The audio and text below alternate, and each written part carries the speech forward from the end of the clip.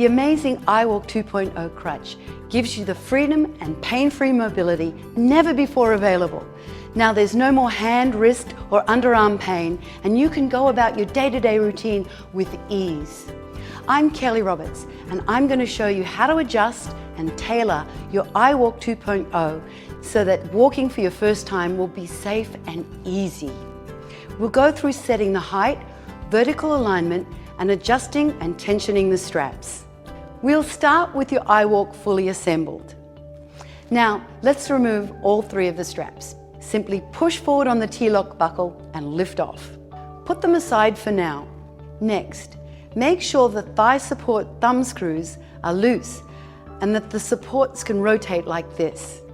The next step is really important, orienting the foot for left or right leg use. The adjustment is easy and intuitive. So here's what you do. Make sure that the curved edge is towards the outside. So if you're setting up your crutch for your right leg, then the curved part goes towards the right. For the left leg, it's the opposite. This is a critical safety feature, so make sure that you have it correct before you go any further. Now changing from right to left is simple. Just loosen the clamp bolt, push in on the double-headed spring and rotate the foot 180 degrees until its spring heads snap into the holes, then retighten the clamp. Now remove anything from your pockets, pull your pants up at the waist, and let's get started. Once you have the iWalk foot properly aligned, the next step is to adjust the height of the lower section. Here's how you do it. First, locate the bottom of your kneecap. Then, either sitting or standing, hold the crutch in front of your leg with the back of the knee platform against your shin. Make sure the platform is level and line up the lowest spot on the pad right here with your shin. You can raise or lower it by pressing in the push button springs and raise or lower the foot until you have the correct height. We've purposely set the height a little low because it's going to be easier for you to learn at this height. Later, we'll raise it a bit, but for now, tighten the clamp bolt and check the height. Make sure the spring heads are fully engaged in the holes, otherwise the crutch can collapse when you put weight on it, and we certainly don't want that. In a moment, you're going to kneel on the platform, but before you do, remember that at this point, you're holding the crutch up and it's not supporting you. So make sure you have a helper or a handrail or some other stabilizing surface you can rely on in case you lose your balance. Place the foot of your iWalk directly beside your good foot, about shoulder width apart. Okay, so now grab the handle and slip your knee all the way to the front of the platform. If the platform height is correct, you'll have about a 5 to 10 degree bend in your good knee. Keep kneeling on the crutch, and now we're going to adjust the upper section height.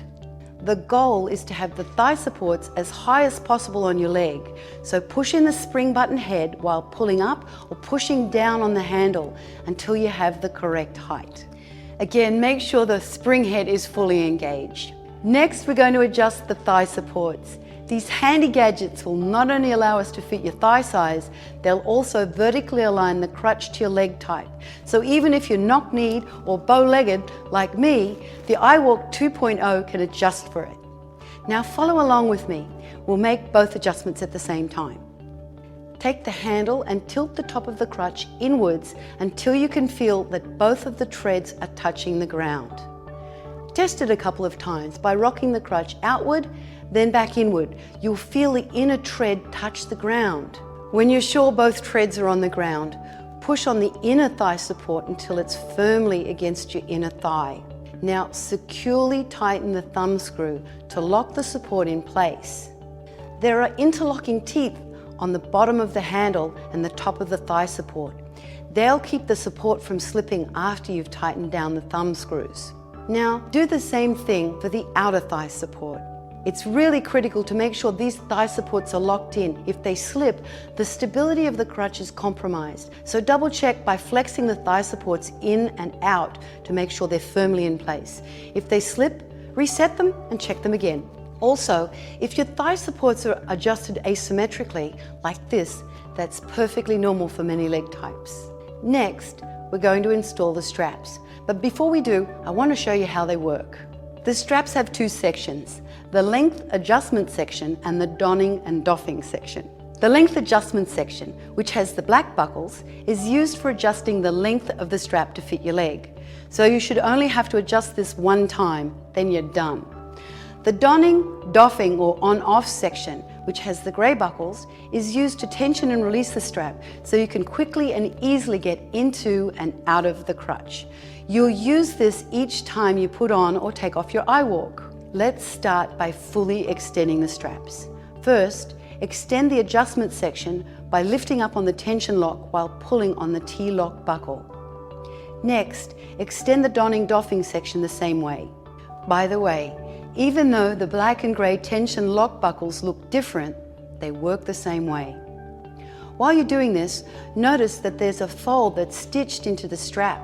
This stops the strap from going all the way through the buckle to leave enough room so that you can hang on to it. Now install the 3 straps onto the crutch, starting with the black buckles on the inside of the crutch. Let's pull the comfort pads out of the way for now. Let's also slide the calf strap to the back of the platform. Next, you're going to adjust the length and tension of the straps.